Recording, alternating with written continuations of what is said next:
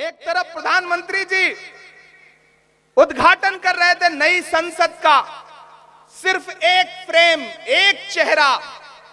मैं झारखंड में खड़ा हूं, मैं आदिवासी अस्मिता को समझता हूं, मैं झारखंड के एक एक बच्चे बच्चे की पीड़ा को समझता हूं कि प्रधानमंत्री जी ने हमारी महामहिम राष्ट्रपति द्रौपदी मुर्मू जी को क्यों नहीं बुलाया। आप उधर अंदर खड़े होकर के बातें कर रहे थे लोकतंत्र को बचाने की, और बाहर जंतर मंतर पर बैठी हुई वो महिला पहलवान साक्षी मलिक और विनेश फोगाट जो इस देश के लिए ओलंपिक का मेडल लेकर के आई थी, आपकी दिल्ली पुलिस उनको घसीट रही थी सड़क पर। एक तरफ वो नेता खड़ा है जो कहता है मैं सबको गले लगाऊंगा, जो कहता है कि मैं हिंदुस्तान के एक एक शहरी तक जाऊंगा।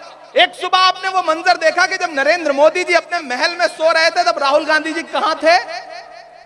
चंडीगढ़ से अंबाला के रास्ते में एक ट्रक में बैठ करके ट्रक ड्राइवरों से बात कर रहे थे। एक सुबह हम सोकर उठे तो हमने देखा कि राहुल गांधी जी कहां हैं? दिल्ली के मुखर्जी नगर में जाकर के यूपीएससी की आईएएस आईपीएस की तैयारी करने वाले बच्चों के बीच में बैठ के उनसे बात कर रहे हैं। एक सुबह तो हमने ये देखा कि वो भारतीय जनता पार्टी जो सोचती है कि किसी के सर पे छत नहीं रहने देंगे, उनका नफरत का एक बुलडोजर है जो तैयार है लोगों का घर उजाड़ने के लिए। लेकिन हमारी आंखों ने देखा कि एक सुबह ऐसी थी जब राहुल गांधी दिल्ली की शकूर बस्ती में जाकर के उन झुग्गी झोपड़ी वालों के बीच में बैठे थे जिनके सरों पर छत नहीं है। हमारे पास एक ऐसा नेता है और एक तरफ ऐसे लोग हैं कि आज नई संसद का उद्घाटन कर रहे थे। अभी मैं बन्ना गुप्ता जी को सुन रहा था, वो आयतें पढ़ रहे थे, तब मुझे लगा कि मुझे ये बात कहनी चाहिए। एक तरफ प्रधानमंत्री जी उद्घाटन कर रहे थे नई संसद का, सिर्फ एक फ्रेम, एक चेहरा। मैं झारखंड में खड़ा हूं, मैं आदिवासी अस्मिता को समझता हूं, मैं झारखंड के एक एक बच्चे बच्चे की पीड़ा को समझता हूं कि प्रधानमंत्री जी ने हमारी महामहिम राष्ट्रपति द्रौपदी मुर्मू जी को क्यों नहीं बुलाया। मैं मीडिया के साथियों से भी कहना चाहता हूं कि हां, हमने संसद भवन के उद्घाटन समारोह का बहिष्कार किया, और सिर्फ कांग्रेस ने नहीं बल्कि इस देश की 21 पार्टियों ने बहिष्कार किया। हमने संसद का बहिष्कार नहीं बल्कि उद्घाटन समारोह का बहिष्कार किया, और वो इसलिए किया कि इस देश की जो प्रथम नागरिक हैं महामहिम द्रौपदी मुर्मू जी को आखिर क्यों नहीं बुलाया आपने उद्घाटन समारोह में? आपने क्यों नहीं बुलाया उपराष्ट्रपति महोदय को, महामहिम को? बातें करते हैं आप बेटी बचाओ बेटी पढ़ाओ की। आप उधर अंदर खड़े होकर के बातें कर रहे थे लोकतंत्र को बचाने की, और बाहर जंतर मंतर पर बैठी हुई वो महिला पहलवान साक्षी मलिक और विनेश फोगाट जो इस देश के लिए ओलंपिक का मेडल लेकर के आई थी, आपकी दिल्ली पुलिस उनको घसीट रही थी सड़क पर। हम तो जब हाई स्कूल में पढ़ा करते थे तो संस्कृत का एक श्लोक सुनते थे कि यत्र नार्यस्तु पूज्यन्ते रमन्ते तत्र देवता। जहां नारियों की पूजा होती है वहां देवता निवास करते हैं। यह है आपका बेटी बचाओ बेटी पढ़ाओ प्रधानमंत्री जी, कि आप उधर भाषण दे रहे हैं और बाहर बेटियां घसीटी जा रही हैं। यह है आपका बेटी बचाओ बेटी पढ़ाओ कि 15 अगस्त को जब आप लाल किले की प्राचीर से महिला सुरक्षा की बात कर रहे थे, तो उसी के महज 1.5 घंटे बाद गुजरात में बिल्किस बानो के जो बलात्कारी थी वो रिहा किए जा रहे थे, उन्हें माला पहनाई जा रही थी। यह है आपका बेटी बचाओ बेटी पढ़ाओ।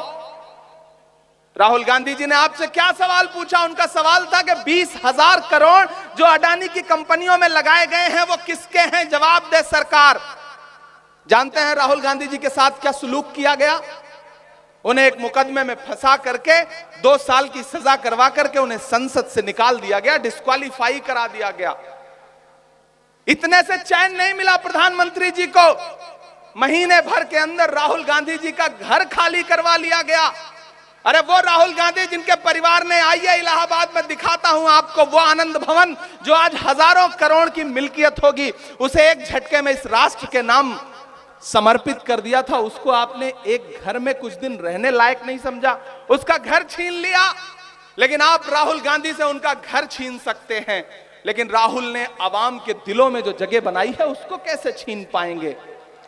आपने राहुल गांधी से घर छीना, राहुल गांधी जी ने आपसे कर्नाटक जैसा एक राज्य छीन लिया, ज्यादा वक्त बीता नहीं।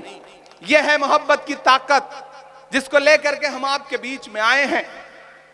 और झारखंड वालों, हम आपसे ये कहना चाहते हैं, मैं अल्पसंख्यक विभाग का राष्ट्रीय अध्यक्ष होने के नाते ये बात कह रहा हूं, बहुत सारे लोग आपके बीच में आएंगे, आपको बरगलाएंगे, आपको ये बताएंगे कि कांग्रेस ने किया आपके लिए आज तक क्या।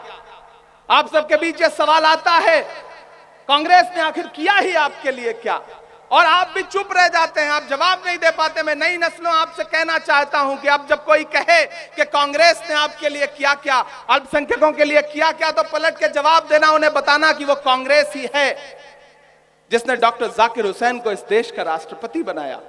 वो कांग्रेस ही है जिसने फखरुद्दीन अली अहमद साहब को इस देश का राष्ट्रपति बनाया। वो कांग्रेस ही है जिसने मौलाना अबुल कलाम आजाद साहब को इस देश का शिक्षा मंत्री बनाया। वो कांग्रेस ही है जिसने सैयदा अनवरा तैमूर को असम का मुख्यमंत्री बनाया। वो कांग्रेस ही है जिसने बरकतुल्लाह साहब को राजस्थान का मुख्यमंत्री बनाया। वो कांग्रेस ही है जिसने अब्दुल गफूर साहब को बिहार का मुख्यमंत्री बनाया। वो कांग्रेस ही है जिसने अब्दुल रहमान अंतुले को महाराष्ट्र का मुख्यमंत्री बनाया। वो कांग्रेस ही है जिसने अभी अभी हालिया दिनों में गद्दारी करने वाले गुलाम नबी आजाद साहब को कश्मीर का मुख्यमंत्री बनाया। वो कांग्रेस ही है जिसने सलमान खुर्शीद साहब के वालिद को, सलमान खुर्शीद साहब को इस देश का केंद्रीय मंत्री बनाया। वो कांग्रेस ही है जिसने ज्ञानी जैल सिंह साहब को इस देश का राष्ट्रपति बनाया। वो कांग्रेस ही है जिसने ए के एंटनी साहब को इस देश का रक्षा मंत्री बनाया। और तो और वो कांग्रेस ही है जिसने एक असरदार से सरदार डॉक्टर मनमोहन सिंह साहब को इस देश का प्रधानमंत्री बनाया। तो अगर अब आपसे कोई कहे कि कांग्रेस ने आपके लिए क्या किया है, तो पलट के उन्हें जवाब दे देना, उनसे कहना कि आप हमें बरगलाइए मत, हमें पता है कि बंटने का नुकसान क्या होता है, हमें पता है फुटकर बंटने का नुकसान क्या होता है। जुड़ के चलना है, मोहब्बत का पैगाम लेकर के चलना है, सबको इकट्ठा करना है।